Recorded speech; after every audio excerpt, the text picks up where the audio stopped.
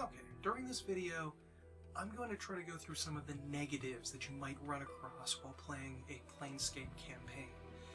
These are some factors that could come up as you try to cajole/threaten some of your friends into playing a Planescape campaign, and it's all based on things that I've actually heard while trying to get friends to play this years ago.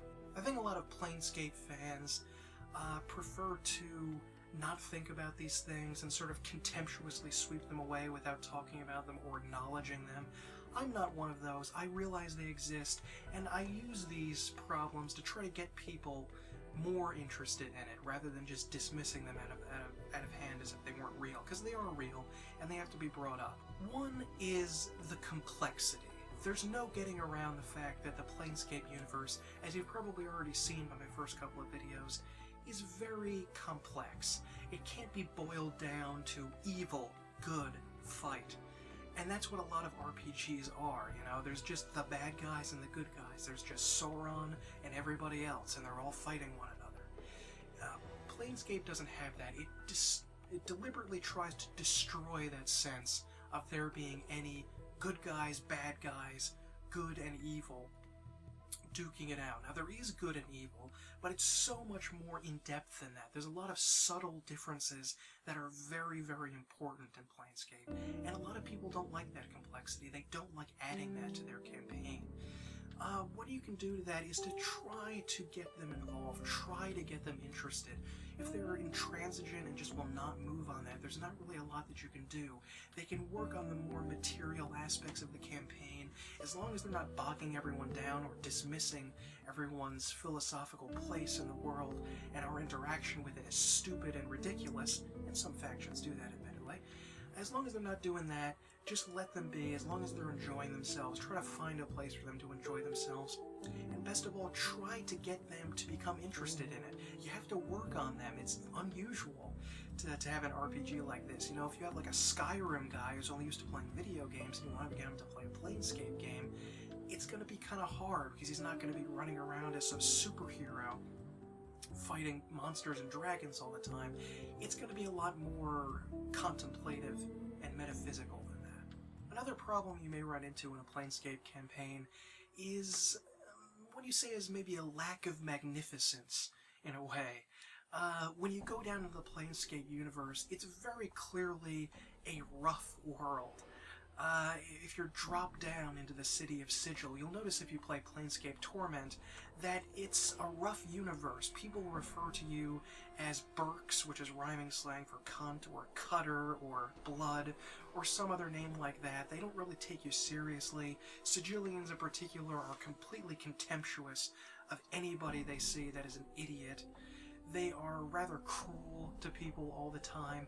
When you go down into Sigil, it's sort of like I said before, you realize that you are a tiny fish in a very, very big bowl, and you really need to make a name for yourself.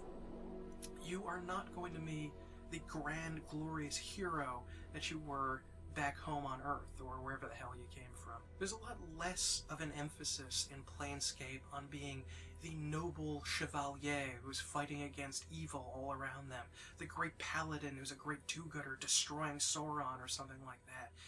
You are really considered kind of a dunce if you look at the world that way, in this very blind good and evil, sort of a prime material universe sort of way in the Planescape world.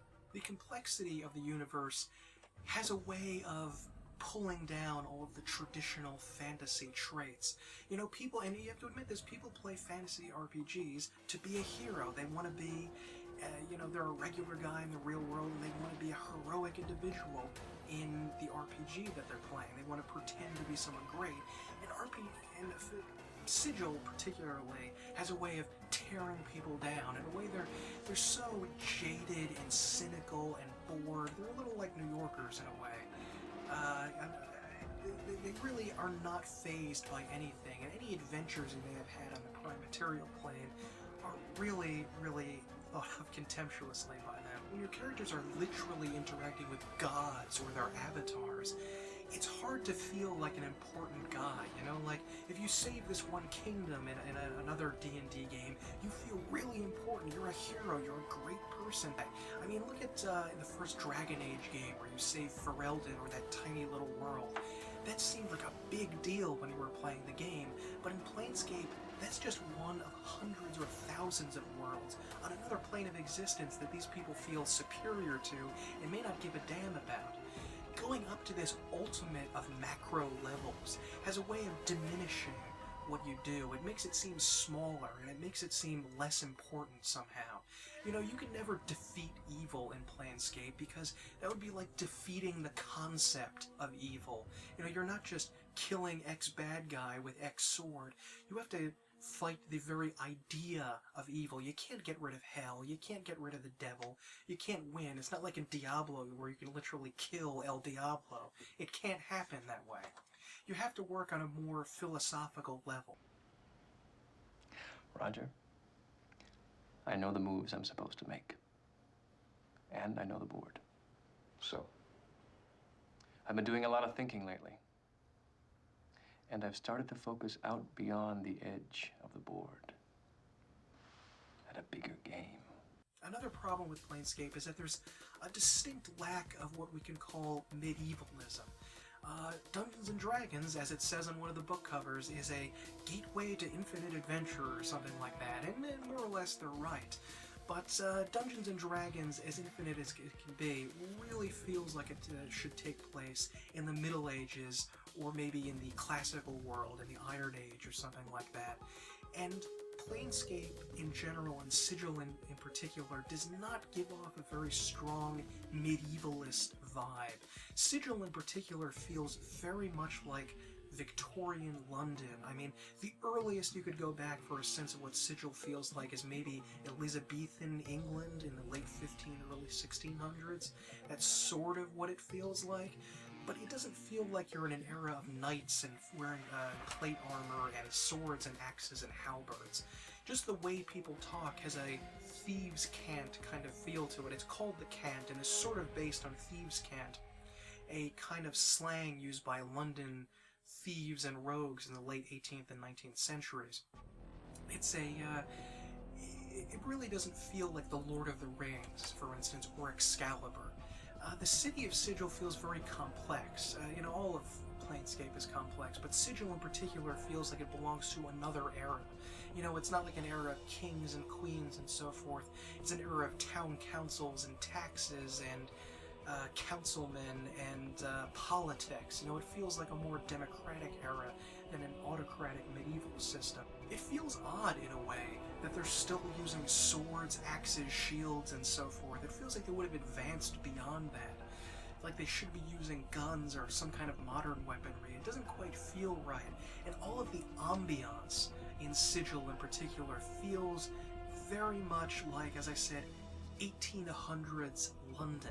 It's got sort of the diseased, smog-covered air, the proletariat class burning at the bottom with anarchists trying to bring it down. And another thing about the lack of magnificence I mentioned early on, you don't really get a sense of being treated very nicely in Planescape, especially in Sigil. The people in Sigil are really a bunch of assholes. The nice people can probably be counted on one hand. Most of them, I'll call you a Burk, they'll call you an idiot, they'll call you a moron, or whatever the thieves can for that is. They'll call you a jackass, or a fool, or a prime. They're not very nice, and you don't really get a lot of respect for it from anybody in Sigil. It's kind of hard to get that. You really have to earn it, and even then, you might not get anything. So all of those things, a lack of medievalism, takes away from the medieval fantasy setting, which Dungeons & Dragons is supposed to be.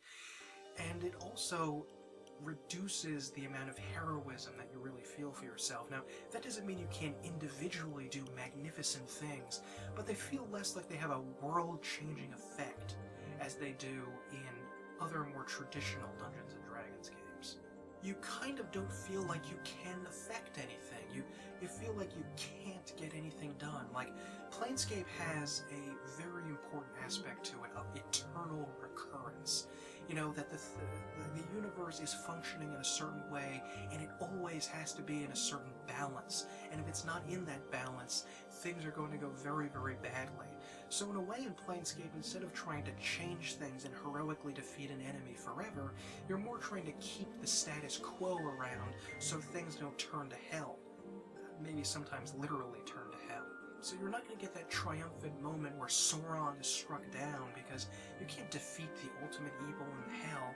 Not that there is an ultimate evil, there are hundreds of evil monstrosities down there in hell, and those are the only ones with deific powers, not the millions or billions of demons that are down in there. You're not going to get a sense of that really paladin-like heroism that you would in a lot of other D&D games, and it doesn't feel quite like a medieval world, and that can be a problem for some people. They want to play in the Middle Ages, that's why they go to these games, and Sigil and Planescape really don't give that feeling in a way. Another problem that I've heard about Planescape is that it's too big. As I mentioned in the intro video, Planescape is more everything together rather than one individual piece, and a lot of people don't quite know what to do with that. They have too many options. This is kind of a strange claim, I suppose, because I think that the multiplicity of things that you could possibly do is one of the most important things about Planescape, but I can understand how if you're trying to run a game, especially if you're trying to come up with it yourself, exactly what you're supposed to do and where you're supposed to go, it can be very difficult to determine what to do, how to get there, how the players are supposed to get there. The players have to have a lot of initiative in a Planescape campaign. If they're used to being led around by obvious plot hooks, they're not necessarily going to succeed in Planescape. They have to have a lot of ability to set goals on their own to do things in Planescape. With literally the entire planes, universe after universe to deal with, it can be very complicated and very difficult to find exactly where you want to go, what you want to do, how do you want to accomplish it. There's so much stuff out there that it may even be hard for the DM to run it if they haven't familiarized themselves with book after book after book of Planescape text, which I personally think is a joy to read, but if you don't want to go through all that, it can be kind of difficult. To overcome this, you really have to convince the people that are playing that it's a benefit rather than a hazard to have the entire wealth of the universe for you to go after. Yes, it can be kind of complicated, but that's ultimately okay because of the huge amount of things that you can do in this very complicated universe there. There's so many places to go and things to do, and entanglements to get involved in with various deities, powers, factions, political parties, religions, and on and on and on, that you can never get bored. There's always going to be something new. It's not like you're playing a game in, say, Rashomon or Thay, and the next day, and the day after that, you're always going to be in Rashomon, you're always going to be in Thay, you're always going to be in the Sea of Fallen Stars, you're always going to be in that one area. It can change day by day with the amount of portals you can get, and it can be so exciting that you just have to have initiative, you have to have plan, and you have to have confidence of where you want to go and what you want to do. And as long as you have that, the universe is your oyster. Part of the complexity that's hard for characters to get is that sometimes you can't side with the good guy. You may be lawful good, but you may have to work with a chaotic evil person in order to do something. And something that blows the mind of a lot of people that are more traditional-minded fantasy players is that sometimes it's not the right thing to work with the lawful good guy. Sometimes the philosophy that you've chosen is so interesting and so unique and so intriguing that it goes literally beyond good and evil. I think this is like my second or third reference to something vaguely Nietzschean around here. But it really goes beyond the concept of good and evil and law and chaos. People from radically different alignments can be going towards the same goal in Planescape. There are people in the same faction that are lawful good and chaotic evil. It doesn't always happen, but it can.